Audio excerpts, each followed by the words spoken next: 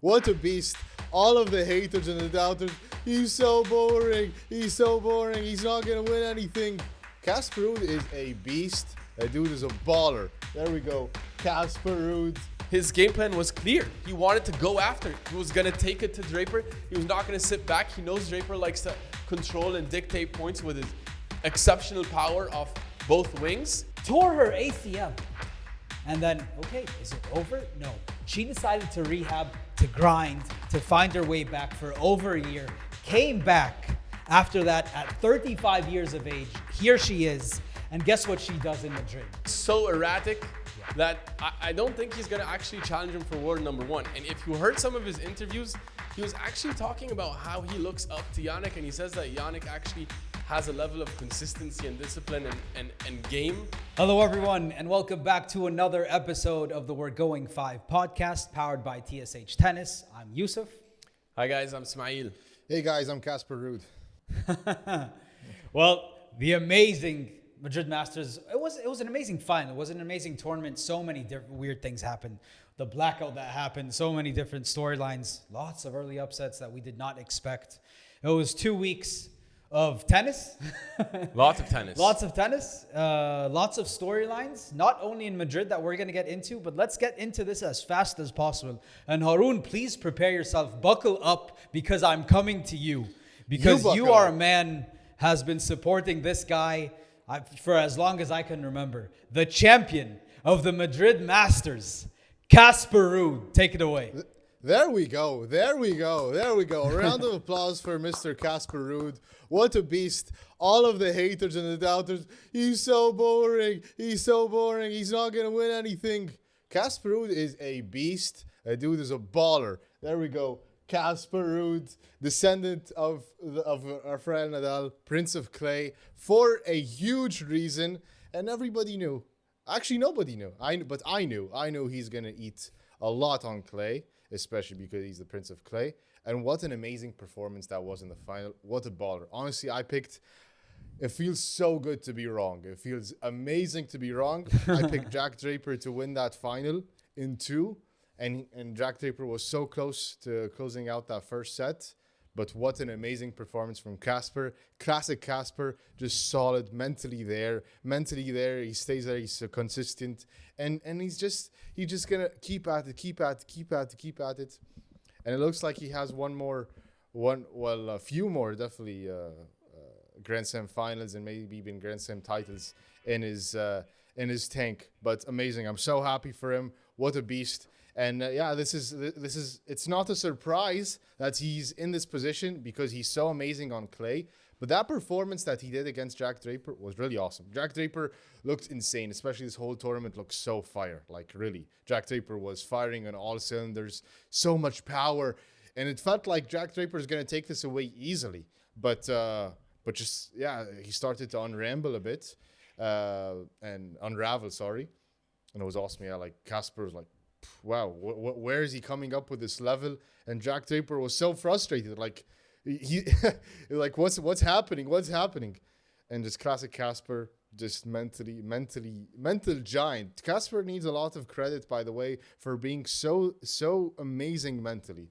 And yeah, amazing performance, champion, and he deserves it 100%. Great performance from Casper. How about you, Ismaeel? What do you think of this man? First of all, this was an amazing final. It was. This was for me the best final of the year, I think, and it was a high quality final from the first point all up until the last point. Yeah. I loved every second of it, and man, Casper Ruud's just been winning me over. Like every single tournament he plays, he wins me over more and more. Just about how he talks about his own development, how open he is about his own game, about his own struggles and his evolution, and admits that he has flaws. And this is someone who put it together. I think, you can say that he wasn't coming up big in these finals. This is his first big title. What was he, 1-6 coming into 0-6 coming into big finals. Yeah. And it paid off here because for me, this was a masterclass in not only mental toughness and resilience, but also in tactically in executing a brilliant game plan. So first of all, he's coming in with the rib injury. You remember he had a rib injury in the last match, and he fought through to win that one. Yeah. He hadn't dropped a set even throughout this entire tournament. An exceptional run. We can talk about that in a second. But just he had a clear game plan coming in, Casper.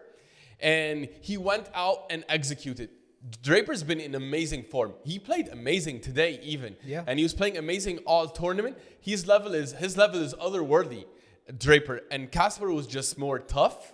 He was resilient. He had a game plan. His game plan today, if you told me this before the match, that Casper's game plan was going to be the one to take it to Draper, I would have been like, that's not Casper's necessary default. Like, he wants to have the longer points and grind out the long rallies. Check this out.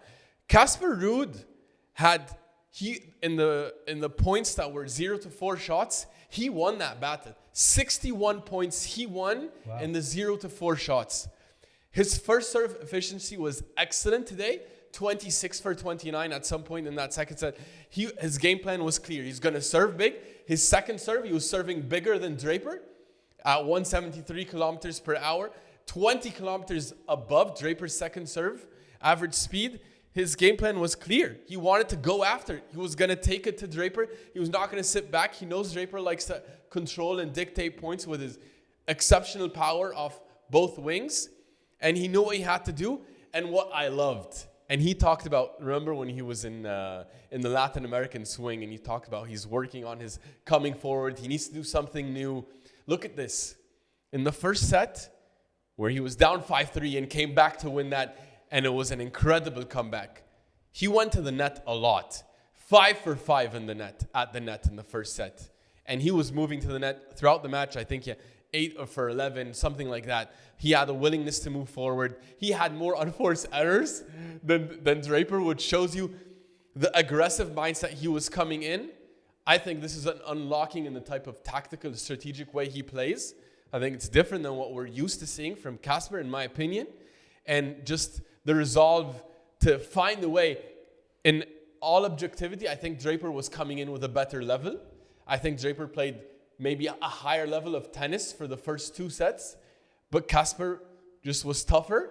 I think he's also, we call him, he's the bull of the tour, right? He's one of the fittest, if not the fittest on tour. The fittest.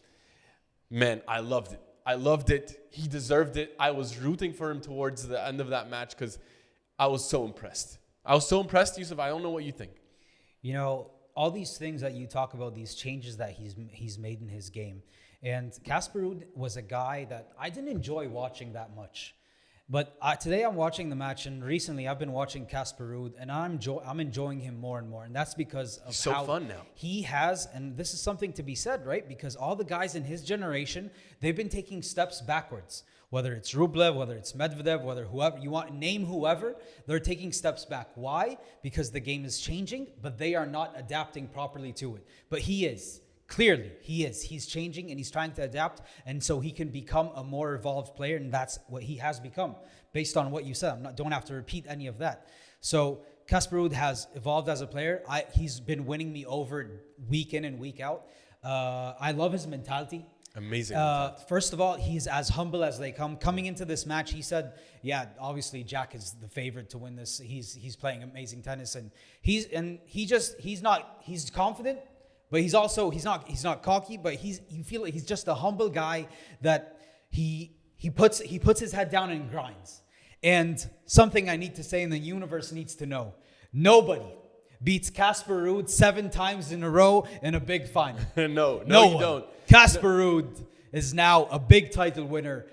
And you know, we picked Jack Draper to win this match, but I am so happy that I was wrong, because if there's someone who deserves a title like this, it's Casper Ruud. And I sure do hope that it doesn't stop here and it continues. But this is something, and why I expect it to continue is because it wasn't 2 lucky weeks. It was an evolution of his game, small bits. It's like incremental innovation within his game, and that's taken it to the height that we've seen it now. And this was the culmination of all that work. And this was the worst surface for him on clay. Absolutely. Excellent point. So we're moving with into the fast conditions of Madrid. You wouldn't say that's necessarily Casper's favorite type of clay he'd want to play on. So we're going to move into where he actually loves to play. Yeah. Going to get into Rome, Roland Garros next. Casper Ruud, dangerous man. He's going to be very dangerous. And if you told me 2 years ago, Casper was going to evolve into an attacking player, a player that can move forward to the net, a player that has such an efficient first serve, that has a much improved second serve. He's a completely different player than he was 2, 3, 4 years ago. Yeah. Like, the work is clear that he's putting in, and he was willing to be uncomfortable. Remember when he was in the Latin American swing, he played on hard. He's like, I need to do something. In North America. He was in the U.S. Sorry, yeah, and then on the hard, they were playing on. He was playing on hard. He's like, I need to do something different. And he was indoors. Yeah, and he was saying, I'm trying different stuff. I need to throw some new looks at the other players. Yeah, you put yourself in an uncomfortable zone to grow, and he's grown. Yeah, he's grown. His volley efficiency was excellent. He's such a cerebral player. Like, he's so smart. Like, the way he was neutralizing so many things from Jack Draper today. Like, we're watching that match, that moonball backhand that he kept hitting whenever, it just absolutely neutralized Jack Draper, whether he was coming in, trying to attack forehand, backhands. He just gave him that moonball backhand, and I loved it. It was, like, so unconventional, but something that would come from a guy with such high IQ, trying different things. Exceptional. Yeah. Exceptional. He absolutely deserves this title. He built the scar tissue. Yeah. He built the scar tissue that he now can play the big. That last game, remember, because at 5-3 he had a chance to break, and it looked like he could have done it, and he didn't. Then he had to serve out the match. Yeah. The way he played that, he played the points to win. Yeah. He played to win the final game. He went for his shots. That's the player. That's the scar tissue. Yeah. That's a development of a confident. He knows that he has to play this way. Yeah, I love the emotion at 30 love when they had that long rally and then he hit the forehand winner, and he finally he showed us some emotion. Yeah. I'm like, Casper's here. Casper's taking this thing home. It was amazing. But by the way, you're saying about emotion. What's amazing, because, this is a point I want to make. The big three had a big impact on, not losing, not maintaining composure, not losing their temper and all that, and just being solid, being consistent, and control your emotion. And that was kind of like the blueprint everybody wants to follow. And Team was an extreme example of trying to follow that. And he was too much following that. And then it's like he was a machine. And everybody kept on calling Team a machine. But then, it was too much for Team. Team couldn't handle it maybe later on, at least in my opinion, how I view it. So it's nice that you show emotion, but so you don't burn out. And I like how Casper handles his emotions. He's generally very, very cool. And and sometimes he's frustrated and sometimes he's excited. So it's kind of like a very, very natural and balanced way of showing emotion. But also, I think it's really, really nice about Casper is that he doesn't get so upset about his losses. And he knows, okay, sometimes I get a first round loss, but I know, okay, I believe in myself that I'm gonna have a deep run elsewhere to get a lot of points to make sure that I'm, at maintaining a high level, maintaining a high ranking. So kind of like he balanced himself out there. He could win some 250s, have some first round exits, but he has very good Grand Slam results and Masters thousands tournaments. So anyways, I just like how he handles his emotions. He's not like he's always so cool, but he expresses it in a very healthy way, I believe. Yeah. The fact that was this the first time he's played someone not named Rafa, Roger, Novak? Or he was also been so unlucky. He was running into all the GOATs. And you can consider this unlucky because he's playing. Jack Draper is playing the best tennis of his life right now. He's filled with confidence, and I would love to give Jack Draper praise. But he played a man who is playing, I would say, the best tennis on tour right now. So this was a statement win. Statement win. It was not only a statement win, like you're saying. It was an excellent run. Yeah. Look at this run. So other than Rinderknecht in round one, which is still a tough round one, Korda, Fritz, Medvedev, Cerundolo, Draper. I could argue those could be finals in some tournaments. Like each of those matches, that's 3 top 10 guys there. That's unbelievable. And Cerundolo is one of the hottest players on top clay. 10 in the race. Yeah, that was a gladiator run. That was a gladiator run in my opinion. Yeah, this is a happy week for anyone who it's so inspirational because he never gave up and he kept improving, and we talked about how he evolved, and for this to be how it I wouldn't say it's the end, but it's one of the chapters in his book. So happy for Casper Ruud, and there we go. Finally, Amazing. Finally, some Casper Ruud respect. Put some respect on my boy's name. Go to the start of when we started this podcast. I've been a big fan. I've been a big fan of Casper for years. Yeah. And you guys haven't. You had him losing in straight sets. At least I had him going to a final set today. No. You guys can't take credit. This is not the time to take credit. Don't take away from Draper and his run and his performance. You watched Draper. This whole tournament was insane. This would have been a Draper party, by the way. It was so close to being a very amazing Draper party, and Draper's going to be the next world number one and take out Sinner and all that. But yeah, Casper's insane. But I've said when Casper was having his Grand Slam finals in U.S. Open, having his deep runs all over, and playing Alcaraz in the Miami final, and you weren't high on Casper at that time. Ismaeel specifically wasn't high on Casper. No, I wasn't, and he had nothing to challenge those guys at the time. That's why I said he's evolved. He's evolving as a player.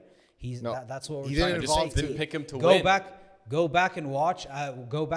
Him during those past 2 years, past 3 years. It's a completely different player. That's what we're trying to say here. He adapted, but he's not he adapted. He becoming a new player in a sense where he can compete with these new talents. But he's always been a great player. He doesn't get enough respect.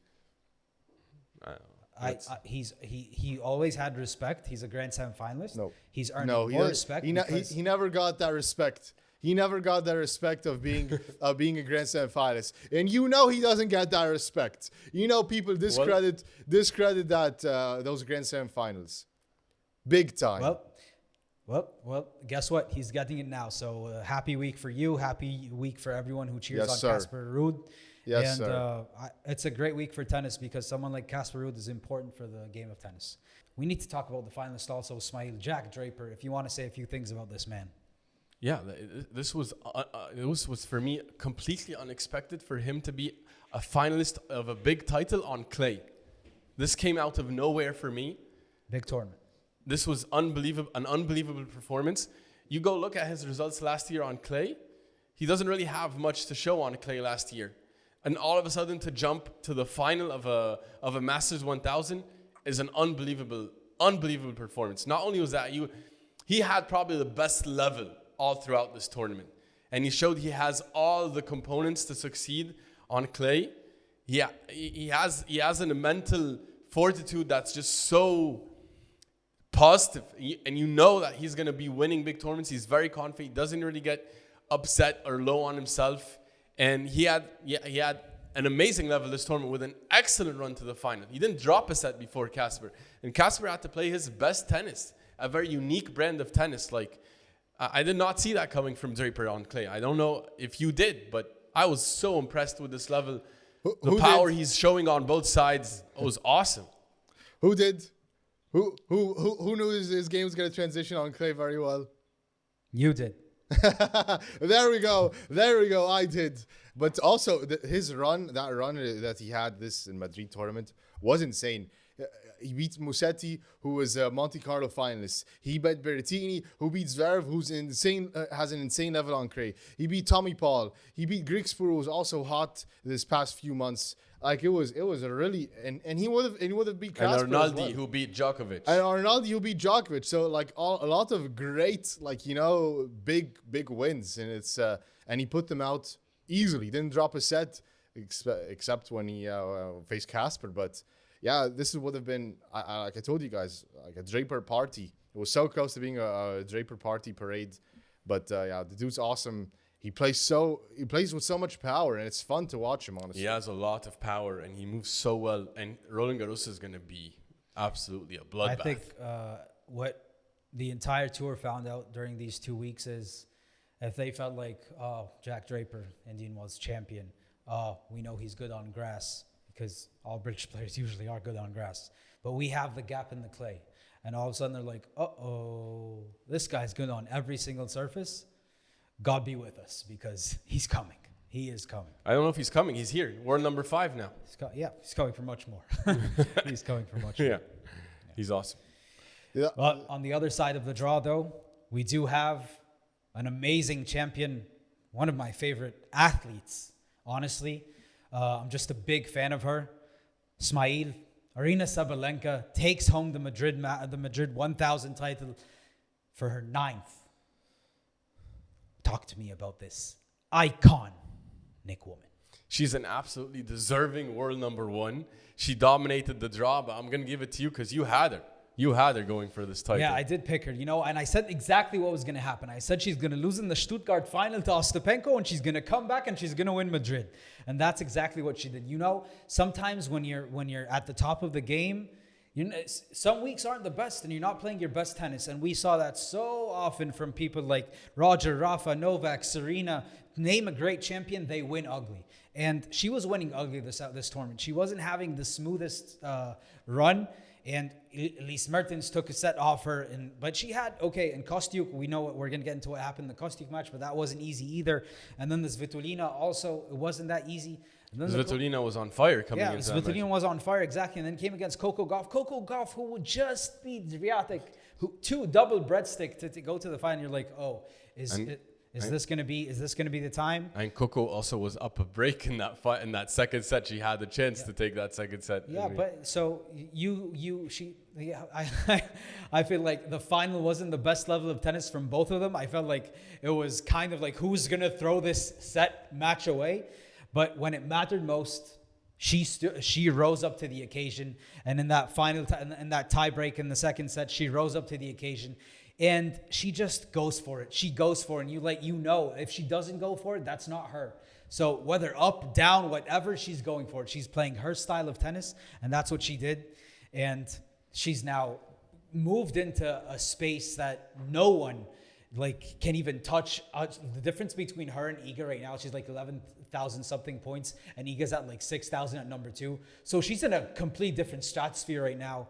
And she's in the Yannick Sinner territory. She's even beyond that. She's up to a space where 11,000 points. No one's done that in history other than Iga Swiatek and Serena Williams. So that tells you how amazing Aryna Sabalenka is. So there's so many other things to talk about this woman, but I'm going to leave the floor to you guys if you guys want to say anything. But Aryna Sabalenka is one of my favorite athletes. I'm going to say it again. I love watching her play tennis. I love her personality. I love her character. She's a great ambassador for tennis, sportsmanship, tenacity, fighting spirit, inspiration, all that and so much more. Aryna Sabalenka, I'm so happy I picked this one right. But I love that she's back in the Champions League. My favorite thing about Sabalenka is that she's a player for me that embodies going for it. Yeah. And I think maybe 2-3 years ago, she had not yet got over that hump, and she was hesitant in big moments, and she had doubts within herself, and she would have error issues or double faulting, and she had these doubts. You remember that with her psychologist, and eventually she left it. I always come back to that. I just love how in the big moments she knows how to go for it. Against Coco, she won that match because she went for it. Yeah. And Coco pulled back a bit. And I think that's what separates her now the most, in my opinion. She has awesome shots, of course, but her mentality separates her. Yeah. Haroon, any thoughts on there's the Belarusian Tiger? Yeah, there's nothing to add to all of the, you guys already mentioned a lot of amazing things about her. Yeah, Smiley talks about the transition that she had. I remember Sabalenka before, a few years ago. I didn't really believe in Sabalenka to get over the hump. She was always at this semi-final jail where she's never able to pass it and win these big titles. But now it's wow, automatic. We would be surprised if Sabalenka doesn't win these big titles now, which is crazy. It's an amazing story, and she's unreal right now. The points she has in the rankings,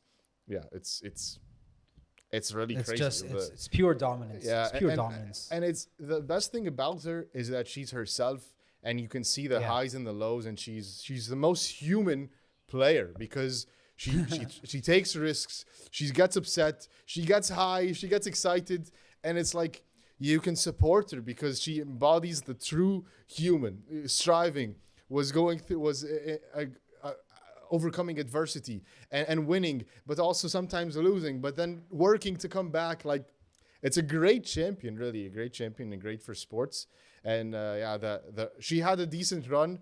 The most one that gave her really fits, I would say, is Marta Kostyuk, which that insane. Like, we have some spicy moments that we're gonna get into later. And Elisa Mertens, who took a set off of her as well, who a Belgian beast as well, deserves some respect.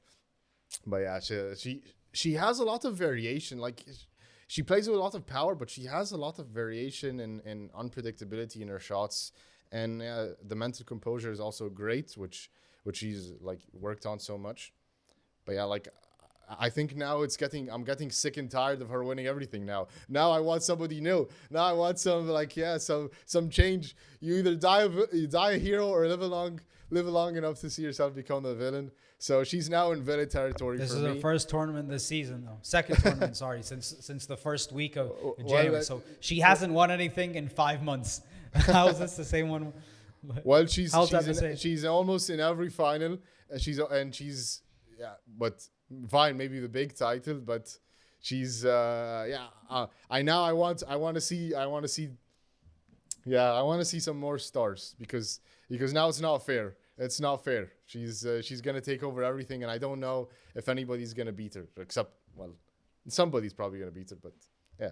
Anyways, well, three masters titles in Madrid now. Imagine that no one's done that. Actually, no, only her and Kvitova. No one's ahead of her. I think she's probably going to add some more. Aryna Sabalenka is going for history in this sport, and I can't wait to see what happens going forward. On to Rome. Let's see what happens there. But for our champions of the week, Aryna Sabalenka, Casper Ruud, I absolutely love them. Awesome. All right, guys. Well, that was the champions of the week, but we have a lot of other cool storylines and other winners. Yousef, let's get into the biggest winner of the week. 7 Australian Opens, 15 slams. Not too bad. Not too bad. Who's yours? This is a guy, I told you guys, even I don't care what happens this tournament. I don't care how he performs in these last few matches. He is my biggest winner of the week, and that is Lorenzo Musetti. Anyone who watches Lorenzo Museti plays tennis becomes a fan of the sport of tennis. Whether you're watching him live, whether you're watching him at home, whether you're watching highlights, whether you're watching TikToks, I do not care. Lorenzo Museti is so aesthetically pleasing to watch. And not only that, he has evolved into a great, great player. We know the talent he is. We know the potential he has. But he has finally stepped up and decided to have not only one deep run, how about again and again and again. We saw what he did in Monte Carlo. He backed it up again in Madrid, going all the way to the semis, taking down Tsitsipas, taking down De Minaur, who TSH Jimmy loves, by the way, and we all love him too. But he took them all down so easily. And I thought, maybe this is his chance. He's going to go and win this whole thing. But he fell into Jack Draper's hands. And Jack Draper, we know what he did. Then we know what Casper did to him. But Lorenzo Musetti is a man who is evolving into the player that we wanted and the player that everyone expected him to be. And he talked about his confidence. After, I think it was the round of 16 match, he said, I feel like I'm different. I feel like something has switched inside me, something positive. I'm in the top 10 now. I feel like I'm different. And he's standing much taller now. And here he is, up to number 8 in the world. And I expect him to be jumping even higher and higher. And not only that, bringing back the one-handed backhand into the top 10, being the great ambassador that he is to tennis. And he's carrying the torch for Italian tennis while Yannick Sinner was gone. Italian tennis is stacked. They're stacked. Lorenzo Musetti is going to be a superstar in this sport if he is not already. I'm a big fan. I'm becoming a bigger fan, and I'm sure that he keeps winning fans day in and day out with this mentality, with this level of tennis, with this focus and composure. Lorenzo Musetti, an icon in the making. Yeah. And he's come a long way since having to take a vacation from school to go play Grand Slams. Huh? He's come a long way. Djokovic gave him the private jet, remember? So he can do his tests and come to Wimbledon. It must have been crazy story day at school after that. Yeah. Haroon, how about you? Who's yours? I also want to say something about Musetti. I couldn't have been so wrong about him. I thought that move to Essex was a big risk that he took. because then he bet on himself, and I thought, yeah, he's going to lose some aura points, especially also he cut his hair, which takes away some aura, but he proved me wrong. But to credit to my theory, I think it still works, because I think ASICS started to rebrand and give him some different types of clothing as well. Not the typical ASICS wearing. He's wearing sleeveless shirts, which looks a bit like he's this 2000s tennis bully. He looks like a different, interesting look that he has. But it's cool. I love the outfit that he had in Madrid. But anyways, yeah, awesome for Musetti. But I want to talk about my biggest winner of the week, which I think deserves a lot of credit. It's somebody that we love very, very much, especially on this show, which is Juan Manuel Cerúndolo. What a beast. Speaking about his insane, the best win of his life, beating Felix Auger-Aliassime, number 17 in the world, former finalist in Madrid last year. What an insane win, an insane run that he has. That he had in on clay this year in Madrid. Awesome. You know, like he had an insane run as well, which I need to point out also that battle with Botic van de Zandschulp, which is absolute grudge match. 3 hours and 15 minutes, 3 hours and 16 minutes, I think, something like that. Beating the guy that ended Rafael Nadal's career. That must be a very hard match. And Botic's been insane. Also, he beats Alcaraz as well. So definitely he has some insane juice there. But then JM Cerúndolo, he took him down. And then he also took down Thiago Seboš-Vilch, which is also very hard to win, especially on clay as well. He deserves credit there. And he ran out of steam. He couldn't take down Medvedev. Medvedev is an elite strategic beast. But yeah, an amazing run there. He's our biggest winner of the week. Super amazing. Happy for him. And yeah, hopefully he's going to build from that and have other amazing results, maybe in Rome as well. Hopefully in Roland Garros. And yeah, awesome. He's my biggest winner of the week. And really happy for Juanma. Yeah. Guys, go check out our interview with him, by the way. It was a good one. He's a friend of the show. A friend of the show. Yeah. A friend of the show. Ismaeel, how about you then? Well, I'm not going to go too far away. I'm going to go to his brother, Francisco Cerúndolo, who I've been high on since the beginning of the clay season. I told you Who hasn't? But you've been higher, probably. I've been very high on him. I have high expectations for him moving forward, especially in Roland Garros. Yeah, you do. But he took down Sasha Zverev again to reach the semifinals in Madrid, which you could argue, or not you could argue. Sasha said this is his favorite court in the world, the Madrid Center Court. And he's only lost there twice ever. Actually make that 3 times now after Cerúndolo's loss. So, and he also now is 3-0 against Zverev. Yeah. I was so impressed with just his form the entire tournament. He's carrying the confidence that we have come to expect from him at a very high level. His forehand is monstrous. He moves so well now, and his serve, everything is improving. He comes in at the opportunistic right times. Guys, you saw how high he is right now in the race to tour, and he's number 8. Yeah. So he's on his way up. He's now number 18 in the rankings, and I think he can go higher. I think he has... That 18 is so misleading. It's very misleading, especially right now on clay. No one wants to run into him at Rome or at Roland Garros. They are not going to want to face him at all. Yeah, he's a problem. Yeah. He's a problem. But yeah, he's a problem. He's taking those steps. Yeah. He's going up and up and up and up. He is. We said, is he top 10 caliber? I think he is. I think he is, and he's proving. He's backing us up. Yeah. Awesome. He's proving us right. So this is an amazing 2 weeks for the Cerúndolo family. Very nice. Happy for the Cerúndolos. Very happy. It's awesome. Friends of the show. They usually have great performances together. It's awesome. Yeah, they're doing good. They're doing good. Yeah. Any honorable mentions, Yousef? I do want to mention Elina Svitolina, Mama Power. This is a kind of like the theme of the year, Power. Mama Power just made it all the way to the semis in Madrid. 11 match win streak before eventually falling. I think she hadn't dropped the set for like 16 straight sets. I don't remember the exact number. So that's just something I wanted to mention because she deserves to be mentioned here. Amazing run from her, amazing 2 weeks from her. And she's always been an amazing player, huh? It's just when she took the break for maternity leave and then she's back and she's dangerous. And anyone anyone, as we said about Sarundro, anyone that faces her is going to be in trouble. Yeah, true. Well, if we're gonna mention some women that deserve credit, Ushijima also deserves credit. Yeah. To find her way to make it to the quarters, take down Pegula. She's a lefty with problem, huh? I really like her performance this tournament and how she's improving. She's not expected to have those results, and I thought she handled herself really well.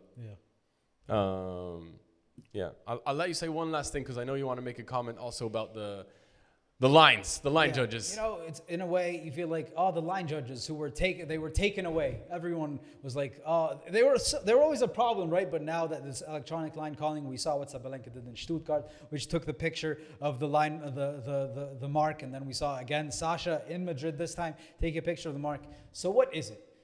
Do we miss them or do we not? Looks like some people say we miss them. Some people say I'm team. I do not miss them. I do not miss them. I like the line calls. I like removing that element. I don't like to leave that room for error. Like it's fair to everyone. I'm happy with the electronic system to be my opinion. That's very good for you. But in 3 weeks' time, we're going back to it because at Roland Garros they're not using electronic line calling. Man, it's gonna be messy there. Yeah, I don't know. It's gonna be messy. I don't like letting referees or anybody externally dictate the match. I don't like it. It's not fun. It's yeah, me neither. I like the line calls. I like the line system. Remember when they dropped a video, they said sometimes a ball looks in, but it's not in because the trajectory and all these different So why things. are we still having So questions? the mark doesn't necessarily mean the ball was in or out. Yeah, so I guess anyone who has a problem needs to go back and watch those videos. Yeah, like that's my The thing. ATP dropped it, so. Yeah, so why are we having an issue? Yeah, anyways. But line judges, you're a winner in a way. Yeah, your jobs are not completely gone. If anything, we should have VAR or something like that. Okay, guys, moving on to the inspiring stories of the week. There we had some really cool ones, and I want to take it to you, Ismaeel. What's your inspiring story of the week? Come on, inspire us, please. We haven't had these in a while, huh? It's been a while, and I want to give props to one of our geezer grinding nominees here, Stanislas Wawrinka. Welcome back into the fold. Absolute legend. Making it to the final of Aix-en-Provence. I was so impressed by this man. He's still at this age just showing up and playing exceptional tennis. It's still beautiful to watch him. You know it's not the same firepower that he used to have, but he's still there. He's still Stan the man. He's still him. And to find a way to take down Poppy Rin, Masters champion last year, although in not the best form like this year like last. Basev already an up-and-coming player. Goyo, who's been also a problem this year. Like, the final, to lose to Coric, he should still be proud because that was a final with a lot of stoppage. You saw the rain delays. They kept starting and stopping. Yeah. That should be illegal for someone when you're at 40 years of age. You don't have the right to stop and start. You have to play through the rain. The guy's old. You just can't let him, like he's going to cool down and he has to warm up again. Of course, Coric has the advantage because he's younger, fresher player. Like, of course it hurt him, but still, Wawrinka was down a break in that final set, 4-1 down. He found a way to climb back up, and he tied it up at 5 apiece, right? And he took it to the final set tiebreak, and then the margins, they stopped the tiebreak at 3-1 down. He stopped the tiebreak, broke the momentum. Like, Wawrinka, he didn't come through with the title, but man, what a run, and just the passion and the inspiration he gave us. For me, that doesn't go away. He's an icon. I absolutely love Stanislas Wawrinka. He is an absolute icon, and he's so inspirational. Every single day he plays tennis. He's awesome. Yeah. What about Yousef? You have anyone? I do. And, inspiring stories are so few and far between recently, and there's a reason. But this one right here is as inspiring as it gets. Anastasia Sevastova. To people that do not know, this woman was the former world number 11. And her story is very interesting, by the way, in the past few years. In 2022, she took a break to give birth to her child. And that's so she took a hiatus for almost 2 years, stayed away from tennis completely. Then decided to make a comeback. And she came back, played a few tournaments in 2024, tore her ACL. And then, okay, is it over? No. She decided to rehab, to grind, to find her way back for over a year, came back after that at 35 years of age. Here she is. And guess what she does in Madrid? She takes down Pavlyuchenkova, who's a Roland Garros finalist. Takes down Ostapenko, who was just coming off the Stuttgart win over Sabalenka, who's the champion of Madrid. And then eventually lost to Diane Schneider. But the run that this woman had at 35 years of age, of taking maternity leave, then coming back, and then tearing your ACL, and then coming back again, and doing this, and taking down players that are so much younger than her, and in great form, you would say. Doing that is an inspiration to anyone, and it's a story to remind people that you should come back, go do other things, come back, never give up. And even though it's just a round 3, her round 3 accomplishment to me is much bigger than so many other things we've seen in sports. So, inspiring story of the week, Anastasia Sevastova from Latvia. You are extremely inspiring to me. An amazing story. That was awesome. An amazing story. Amazing story. Well said. Yeah. Okay, guys, anything else you want to mention? Nah, I think that covers it. Those were really inspiring stories. Okay, I want to move on to dudes. Cool dude moment of the week. Oh my God, so much energy in this return. I love it for my story, Rog. Oh my God. Yousef, take it away. What's your cool dude moment of the week? You know, I had so many different ones that I wanted to talk about, but this is one to me, because it's been a 2-week event. We didn't get a chance to talk about it. It happened early in the tournament, but we just talked about these two. We talked about Francisco Cerundolo and Juan Manuel Cerundolo. And the coolest thing, obviously, also because we're brothers here, for people that do not know. And Fran is the bigger brother, and he's watching his younger brother Juan Manuel Cerundolo playing against Felix Auger-Aliassime, and he's doing one of those interviews, during the tournament. And he's supposed to be in the middle of an interview, but his brother's playing. And he just can't, for the life of him, focus on the interview because he's locked in on watching his brother eventually pull off the amazing upset over the finalist of last year. And he's just locked into the screen, and you can see, and we'll try to put the video for you guys to see. But he's just locked in on the match, and then he's trying to focus, but hey, what's going on? And then he locks in. Then he makes sure that his brother's on the right track, and he's eventually going to pull this off. And he's like, okay, I can lock into this interview now. So it just shows like the brotherly love. Like, first thing first, he is a big brother, and he needs to be locked in. See how my younger brother Juanma is doing. He's doing fine. Things are going as planned. Okay, I can do this interview with you. It was just a brotherly love moment that I love to see. Yeah. It's stressful watching someone you really care about play, so Exactly. I feel his pain. Smiley feels that watching. Or his joy. I don't know all the time which watching Djokovic as well. Oh my God, Djokovic is down. He is a brother in some ways. 15-30 in We're a all Grand Slam brethren. first round match. Oh my God, Djokovic got broken in the first game of the first set. What's going to happen? Probably a 6-2, 6-3, 6-1 win. Pain. Smile really feels love more it. pain Guys, than pregnant women. And they're giving labor. If anyone ever gets the chance to watch a Novak Djokovic match with Ismaeel, I advise you not to.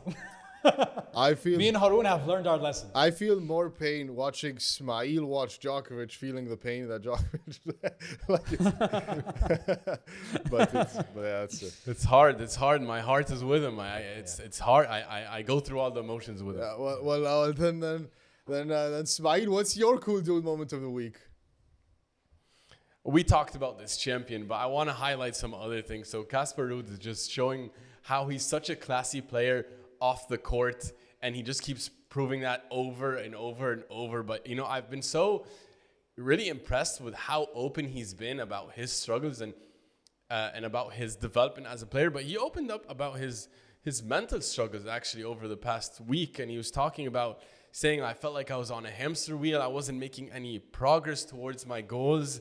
And he talked about he needed like space to reflect, to slow down, to think, and he got some support, and how now he's coming back to the tour with a much better mentality. Well, that's obviously working, whatever he did, and it shows how really tennis is such a mental, it encompasses all of you, really, and especially in the top of any sport. And I think probably if you want to be the top of anything, and he talked about just the willingness to be vulnerable. I really like how he's accepting of that, and that shows his humility. And that was for me really, really cool. I think it takes a lot of courage to do that. And I want to give him props also for something else that he did, because, you know, Iga in her match, when she lost in that semifinal, she was in tears and she had her face in her towel. And Casper saw the footage of that. He responded to that video, and he shouted out Iga, said, "Hey, Iga, you're a great player. Keep your head up, and the momentum will change for you." And just a voice of support for her. And I thought that was incredibly classy, to go out of his way to do that. Man, guys, I'm just becoming more and more a fan of Casper every day. Do this. Guy. He's an awesome character. Well, to add on to that thing that you said, and this is something I remembered, was since one of our biggest wins is Francisco Cerundolo and Cool Dude moment. He talked about how he was struggling mentally and he was going through depression. He was going through a bad time. And guess what? And then we'll try to put the screenshot here of Holger Rune telling him, your time is going to come, and just be patient, and gave him some positive reaffirmations. And here he is, Francisco Cerundolo, playing the best tennis of his life. Holger Rune also doing amazing. So at the end of the day, you don't need the competition. It's between the lines, right? And you can continue to help someone and give them words of encouragement. And it costs nothing to be kind and nice. Holger Rune proves that. Casper Ruud proves that. Yeah. I think Holger doesn't get enough credit for being this kind of person also. So it's really nice that you mentioned that. Holger Rune's an amazing guy. Yeah. I have a cool dude moment, if you guys would allow me. Yeah. Which is Sabalenka, Aryna Sabalenka, taking a Polaroid, taking a picture of her team after she won the title. It's really nice. Like, we want more charisma on tour, on the tennis tour. It's really nice to see. Just like, it's really nice. Like, it's creativity that we don't really see. It's not so crazy, I want to take a picture of my team. But it's nice. I want to share the moment with them. I want to see how they look, and they're enjoying the moment as well. And then they took a picture together after the title. That's a nice moment. It's really fun, wholesome. It just makes you feel good and nice and warm. Yeah, that's a nice person that you would want to root for. It's my cool dude moment of the week. It's really nice. And I love that. To the winner go the spoils, so she gets to enjoy the victory. Yeah. One of the many reasons I love Sabalenka, she's fully herself. She has not I'm gonna go take a Polaroid of my team. I loved it. Her team seems like a fun team to spend time with. Happy for them, and maybe that's something formula for anyone who wants to do amazing things in anything. Have a team around you that has fun and also works hard. Yeah. You just see a human. But yeah, Ismaeel, is there anything else you would like to mention? Yeah, there's one more moment, guys, because as Lorenzo Musetti keeps rising up, so he's getting more and more attention. So they were interviewing his coach, and his coach was talking about how he's been with Lorenzo since he was a young boy, and he's been with him, I think, for over now 12 years. I believe they've been together or more. He's known him since he was 13, I think. Yeah, so I think 10, 12 plus. I don't remember the exact number, but he's talking about, he said he's never, ever been upset with Lorenzo because he's a good boy. He said a beautiful boy. He said a beautiful boy. He's a good boy. Awesome. Like, how in the world, that's, for me, it's unfathomable. How can you been coaching this man, since he was a puppy? And he grows up to become a man. He talked about how now he's a man. He has a wife and a child and his mentality. And he said, we haven't seen the best of Lorenzo. It's still going to come. How can you say that you've never been upset? Never? There's no way.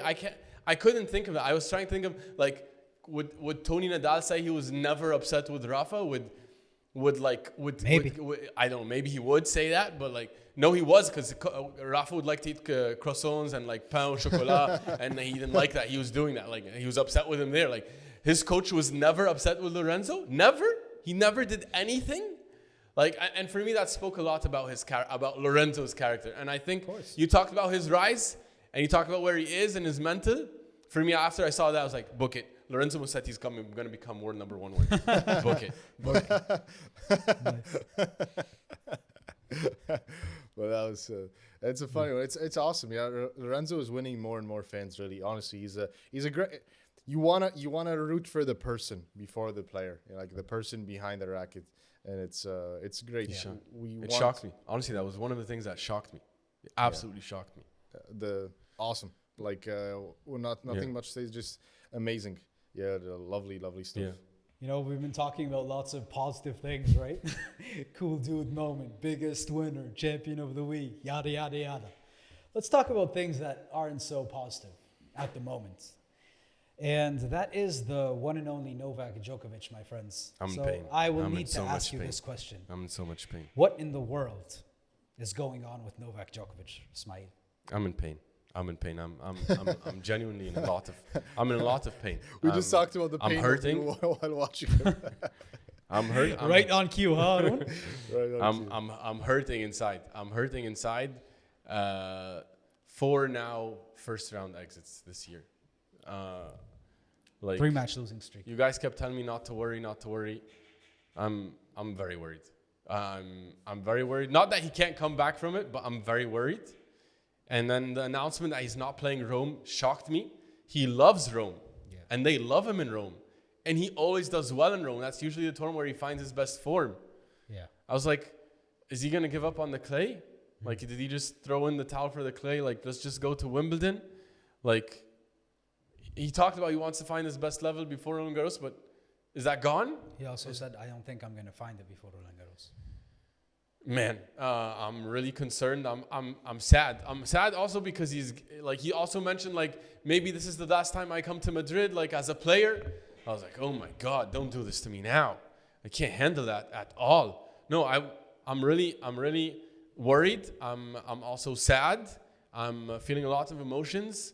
So someone help me, convince me otherwise. Yousef, I don't know, like help me. Haroon, I'll come to you first. What are your thoughts on Nole?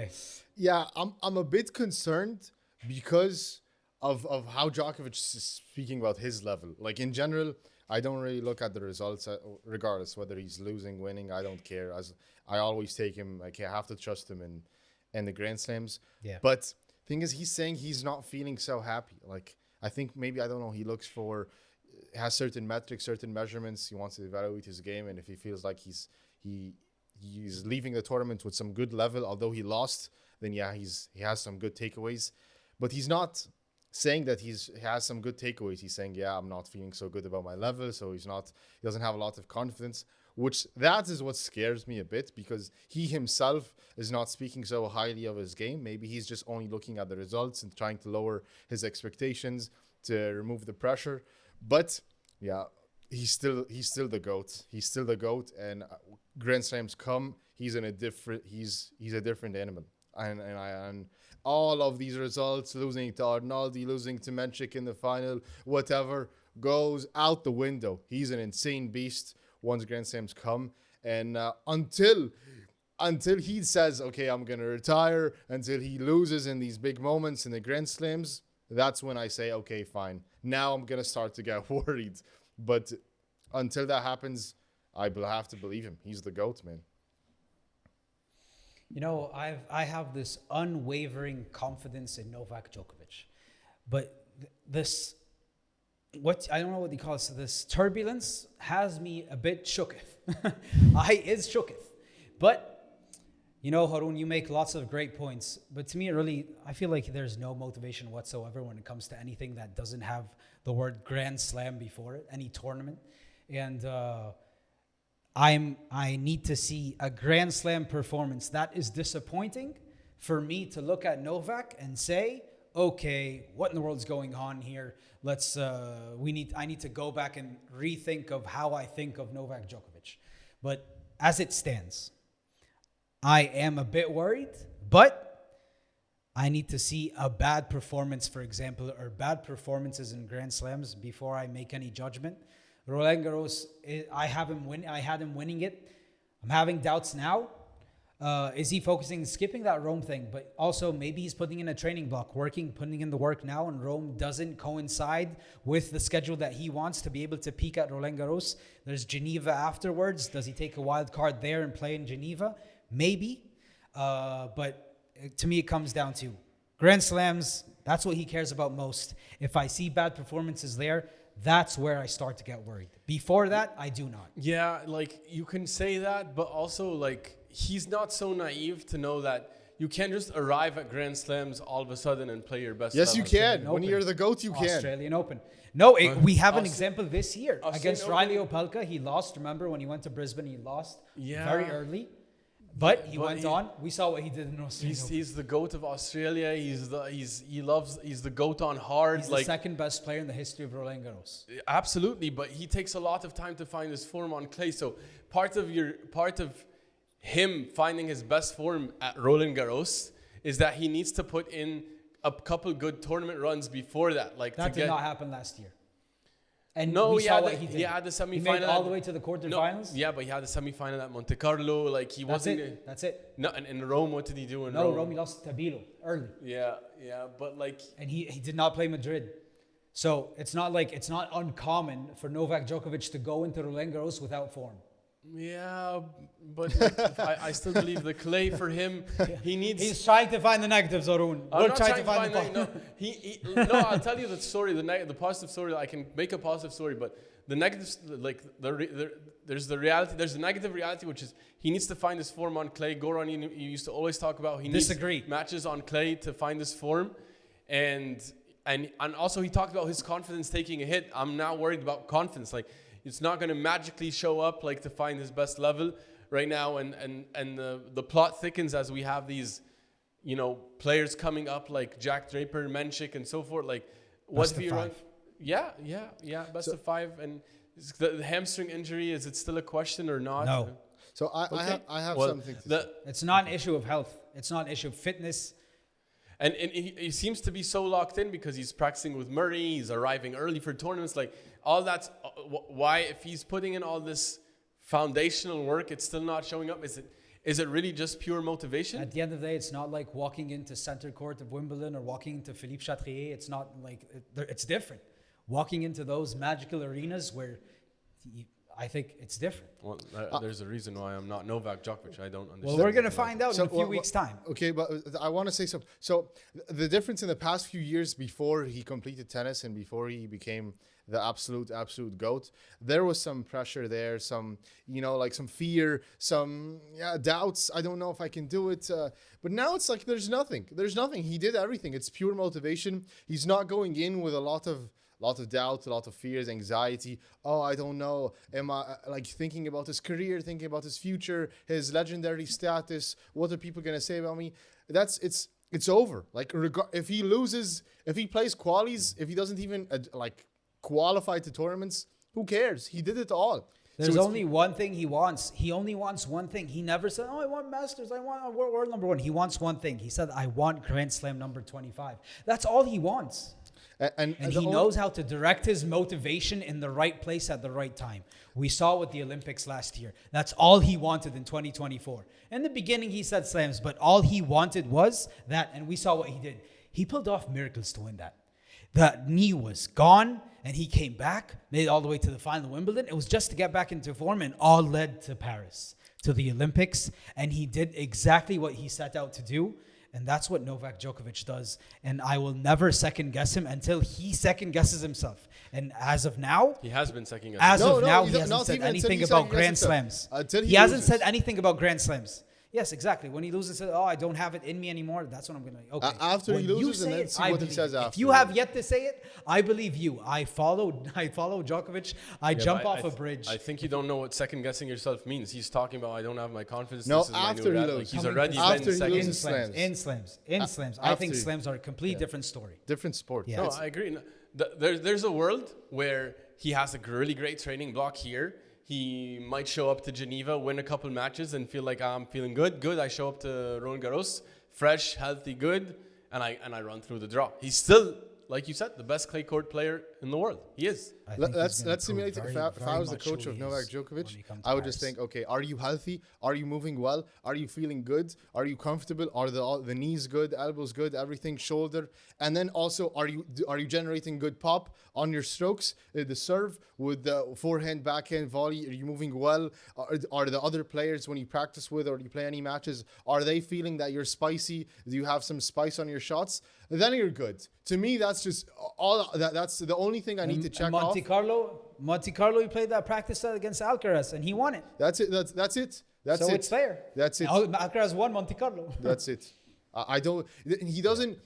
Because to me, how I'm thinking about this, because before he didn't achieve all of the Grand Slams that he had, and he wasn't the absolute GOAT. So now he needs more of, he needs proof, evidence to tell himself, okay, I'm good, I have confidence, I can lean on my results, so he can feel good about going into these big tournaments. But now he doesn't need that. He doesn't have that pressure. All he needs is just the motivation and the health.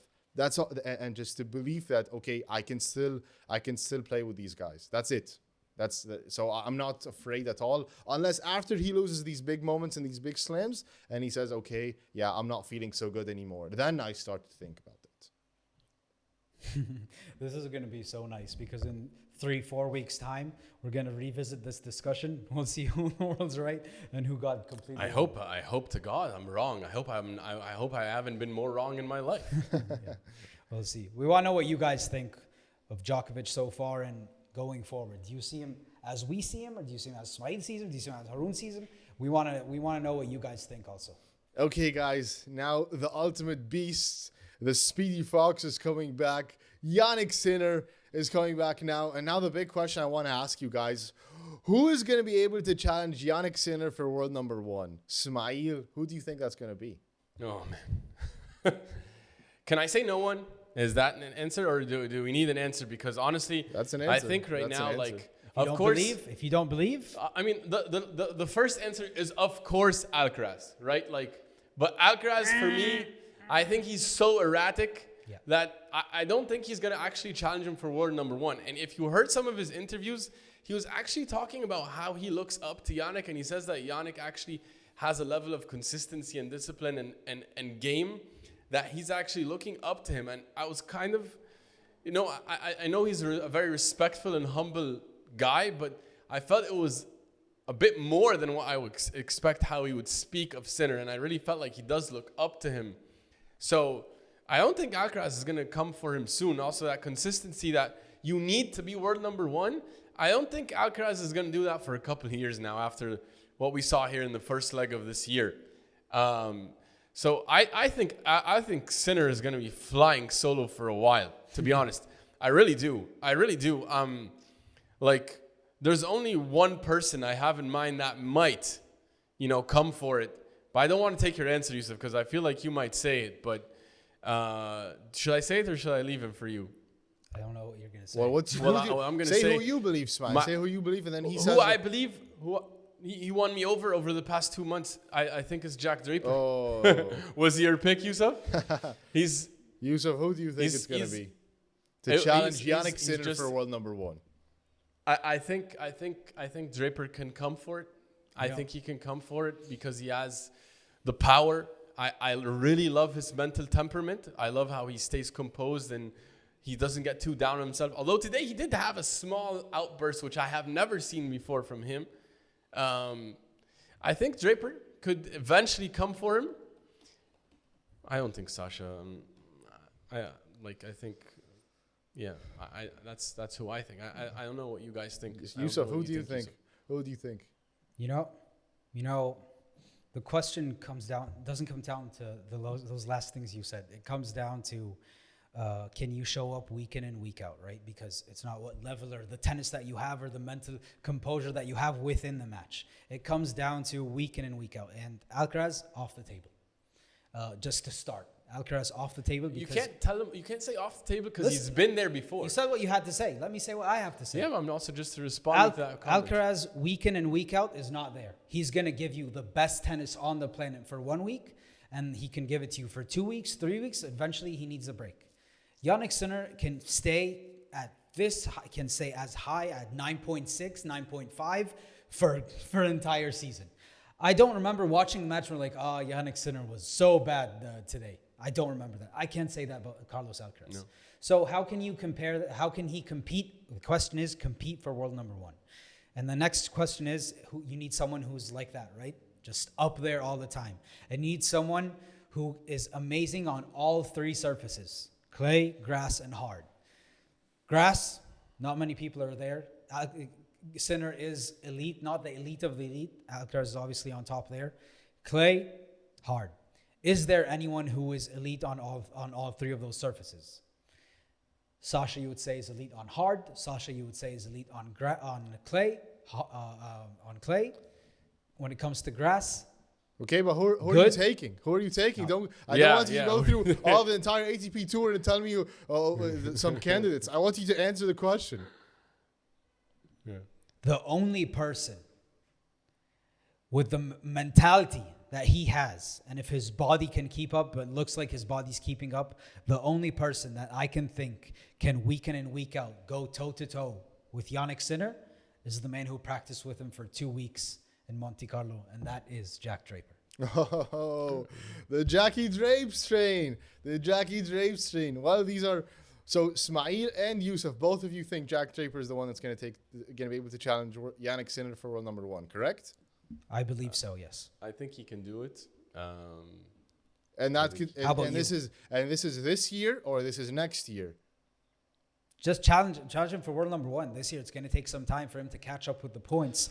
But the guy who is going, I believe, who will be able to go toe-to-toe with him, points week in and week out, is going to be Jack Draper. That's Yes. for sure. I think he's going to definitely be in the discussion. He's been phenomenal. But I have to disagree with you guys. Nice. Who do you have? You guys don't agree, but the one and only... Well, before I reveal, in order to challenge Jannik Sinner for world number 1, you have to be able to eat up so many points. And that has to be with slams. You have to be able to win slams. So it's not just pure I think Zverev last year was so close to becoming world number 1 and he didn't win any slams. But I believe you need to win slams.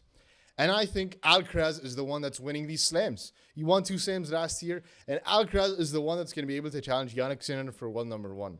He's a beast, and yeah, he has inconsistency sometimes, but it's still he's a big time player, and he's an insane player.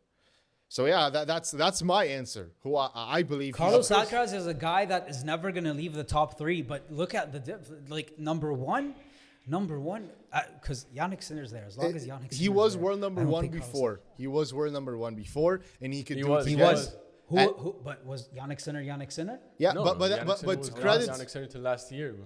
who is Jannik Sinner going to be able to say this machine forever? We don't know as well. Like Jannik Sinner is he's not going to be this alien of a tennis player for so long. He's proving he is. It's true. He's proving he is. Can he do it for? You never know. Yeah, I don't know. No. I mean that's a fair point because also Jannik just the recent interviews he was talking about how he was really having a low point mentally during all this chaos. And he was still winning slams. He was still winning slams. He won the US Open. He won the ATP Finals. He won the Australian Open. It's unbelievable. It's unbelievable. No, just to make sure, we're not Alcaraz is definitely gonna be able to do it. I'm talking more about in the immediate, He's gonna be Rafa, the best number 2 to ever live. Yeah, for the next 2-3 years, I don't think Alcaraz can get over the hump for world number 1. Yeah. If we're talking about more longer term, of course Alcaraz is going to get back to world number 1. I would also, if you were talking about longer term, let me throw in João Fonseca. I knew you wanted. He's absolutely there was no place for him to be in the conversation, but you found a way to put João. I would be lying if I don't think João Fonseca is going to get the chance. Too early to say so. He Not could too early he could to be say an for me. Alcaraz, someone who can give you amazing level, but week in and week out. I think he can get to world number 1. I think Fonseca can get to world number 1. I also think, actually, let me add to the mix, I think Musetti can eventually challenge. I'm really high on him. I really think he can do it. Speaking my language. I really think Musetti can get to world number 1 one day. I really do. Okay. One day, maybe. This is an interesting question. And maybe Tsitsipas with Goran Ivanisevic. Okay. This is time to move on to the next segment. Hey, Don't disrespect Tsitsipas. Don't disrespect it. Oh, okay, yeah. Thank you. Yeah, Don't okay. respect my.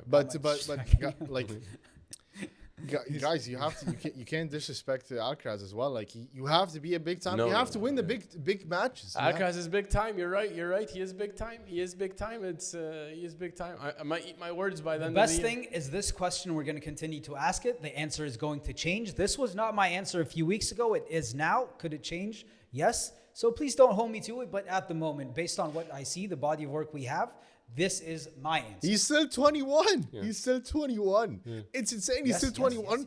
Yes. If Alcaraz stops playing tennis right now, top 10 player all time. I have no idea what that has to do with the question. Like- it has nothing to do with the question. it has to now do you're with- just going on a different. No. You're going on a tangent to No. talk about Alcaraz, which no one discredited him. I'm just saying, world number one is different than challenging for slams. It's world number one. World number one No. is who can show the consistency for that number of weeks within the season. 52 Yes. weeks. What can you show me? If you're winning 2 slams a year, then who else is? Why how isn't can- he world number one now? Yeah, Why because- isn't he world number one? But right also now? he's going. He through, won he's Roland going Garros through and different Wimbledon phases last in his career. He's still learning Yes, to he's adapt gonna to long season. I but, think that's just who he is, and I love him for who he is. But He's it's not easier someone to who's gonna- it's easier to become more consistent than to all of a sudden have magic. You can't teach magic, but you I can have no teach idea. consistency.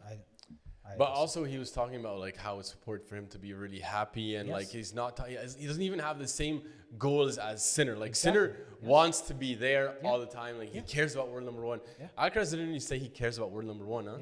Yeah. Like he Yeah. didn't say that. He that's wants his to do it, but he doesn't know fully if he wants it. and he's not gonna like ruin his balanced life for it. Yeah, which is fair. Yeah. Right. Draper looks like he's locked in. That he's built to become world number one. British tennis has a guy who is going to compete for world number one. I truly believe it. Yeah. But we do want to know what you guys have to say about this because it's a question that I think would intrigue any tennis fan. Who do you guys think can challenge the one and only Jannik Sinner for world number one? Let us know in the comments. Okay, guys, moving on to my personal favorite segment of the podcast, and that is overreaction or not. I'm going to ask you guys something, and you guys let me know. Is it an overreaction? Is it not? First off, Ismaeel, coming to you. Lorenzo Musetti is one of the favorites for Roland Garros. Overreaction or not? He's rising, huh? Yeah. He's rising. Is the favorite mean like are we talking top 5, 6? Or? Yes, 5. Top 5. Yes. In my opinion, yes, he is. This is not an overreaction. Lorenzo Museti has arrived. What more proof do you need? Like final in Monte Carlo, semi-final here in Madrid, 2 very different conditions, and yet he's dominant and he's showing himself and he's playing absolutely amazing and he's showing the mental toughness. Seeded 8, at least going in, right? Probably. Yes, he is one of the favorites in my opinion. Yes, he is. Haroon, do you agree with him? I agree. I agree. Not an overreaction. I think he's for sure gonna be a favorite. He's a big time player and he's went deep in amazing tournaments. Final Monte Carlo, semi-final Madrid. Yeah, favorite for sure. Do I need to repeat myself about how great this man is, how much of a fan I am of him? I will not. But if you're watching this as a clip, go watch the episode because I talked about this man. Lorenzo Musetti, one of the favorites for Roland Garros. Not an overreaction. He's coming. I truly believe it. Next one. Jack Draper will be a top 3 player by the end of the year. Haroon, overreaction or not? Ooh. No, not an overreaction. My boy, Whoa. Jackie Drapes. He's for sure going to be top 3 in the end of the year. Yes. Oh. Not an overreaction. Full conviction. Yes. Ismaeel, how about you? We just talked about how much I love Jack Draper, right? And how he has the complete game. He's going to do damage on all surfaces. Yeah.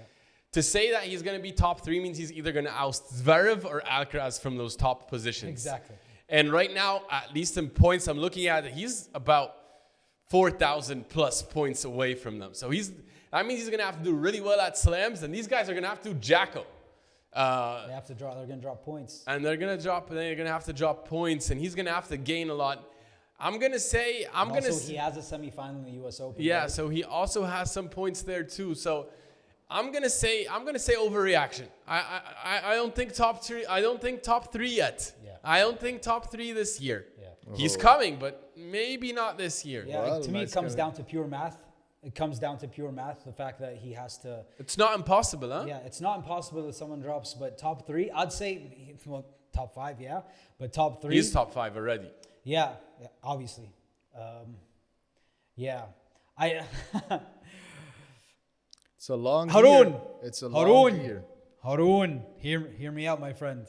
Not an overreaction. He gets into the top 3. Let's go. Let's go.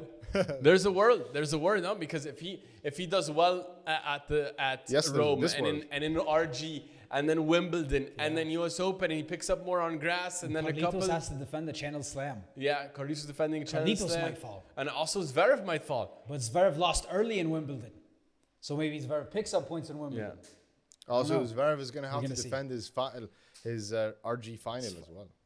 Yeah, but the final is not the same as a slam, right? Because it's 2,000 points. Also, if you ask me if he was going to overtake top 4, I would say book it.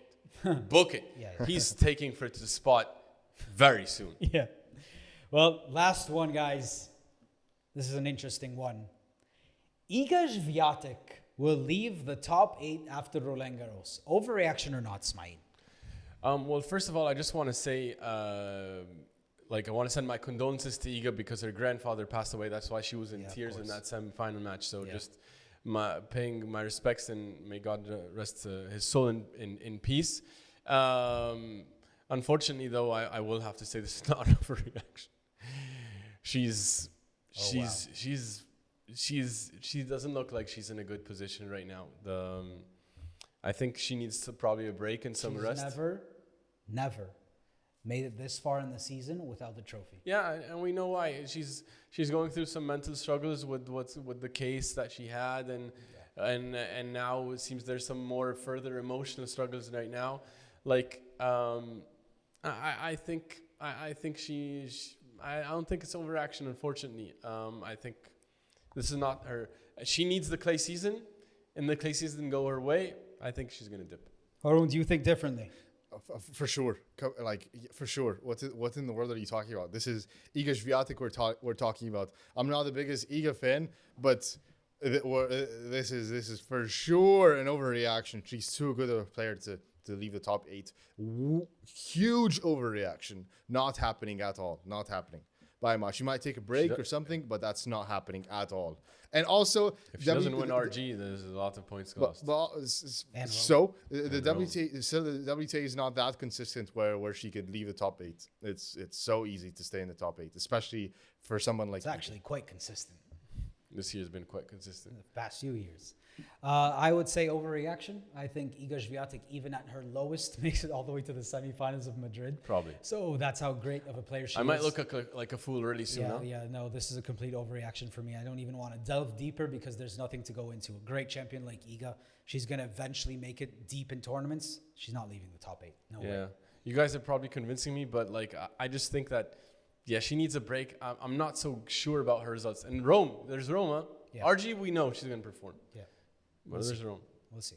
Okay, guys, I want to move on to an interesting news segment that we have added, which is really, really, really fun for us, which is the clay swing outfits.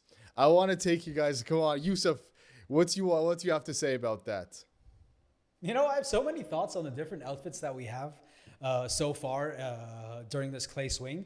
First off, to me, someone needs to explain to me what's going on, because out of all the colors that exist in the universe, somehow, some way, different companies find a way to have the exact same outfits. Like On Running had the exact same outfits as Adidas. Like look at Ben Shelton's outfit, and we'll drop a picture of Ben Shelton, what he wore in Madrid. And then look at, for example, take Francisco Cerundolo. They're wearing the same exact colors, the same exact yellow, the same exact, and it's black. And then why in the world do you have all the Adidas guys wearing the same exact thing? And then you even have the Menchik Cerundolo match. They're wearing the same exact outfit. The black t-shirt, the yellow shorts, the backwards hat, the backwards yellow hat. I don't know what's going on right now, but the outfits are not the best, if you ask me. And then we had the final in the women's. You also have New Balance, the same exact color scheme as Nike. Sabalenka is wearing basically the same exact thing as Coco Gauff. There's no difference at all except the logo. I don't know if I'm biased, but I feel like when I was younger, there was so many different outfits. Everyone was wearing something different. Even though all the Nike guys, they were wearing different Nike outfits. The Adidas guys were wearing different Adidas outfits. But it's not the best so far when it comes to the outfits. I'd love to see different variety. I'm like, I want that outfit. Yeah. Nothing really iconic, though. Yeah, there is one iconic guy, though. Yeah, like when I was younger, like Roger and Rafa never wore the same thing. Like, Never. And I'm imagining now, like, if they had worn the same thing, that would have killed the aura of their finals. You know, Barcelona, Draper, Holgaroon, two of the biggest Nike stars. Same exact. Yeah, and Alcaraz and Sinner often are wearing. Sometimes they used to wear like same thing, sometimes like or same shades. Just small variations. Yeah, like so. Nah, I'm not a fan of that. I'm not a fan of that. Yeah.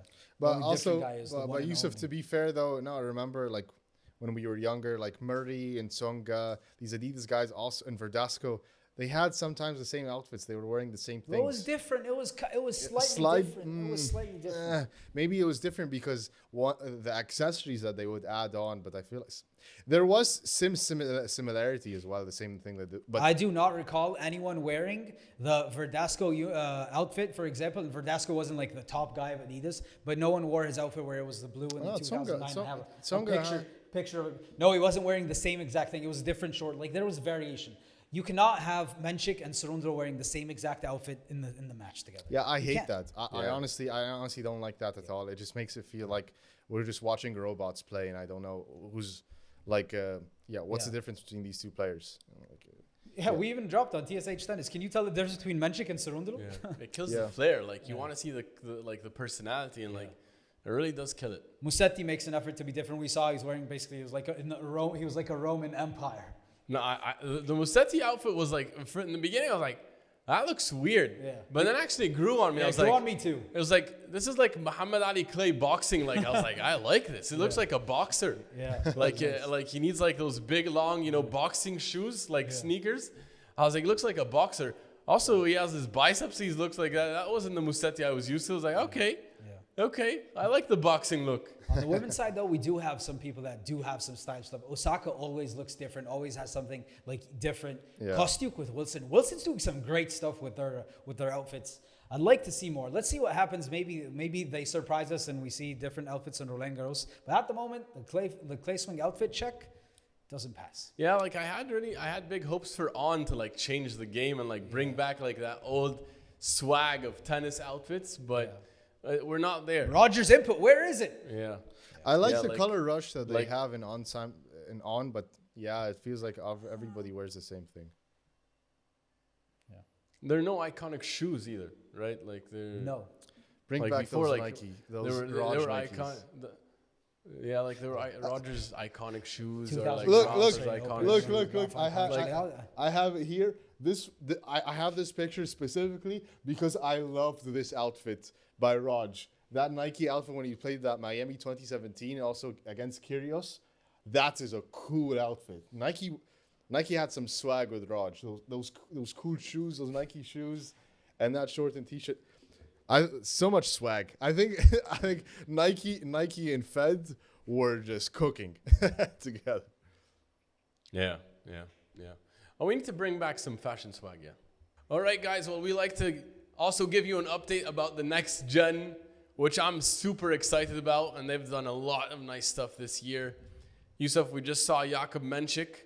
He's showing that his game is translating well to the clay, and he reached the quarterfinals. He lost to Sarundlu, one of the hottest players on tour, especially on clay. He also beat Ben Shelton, Munich finalist. So he's looking good.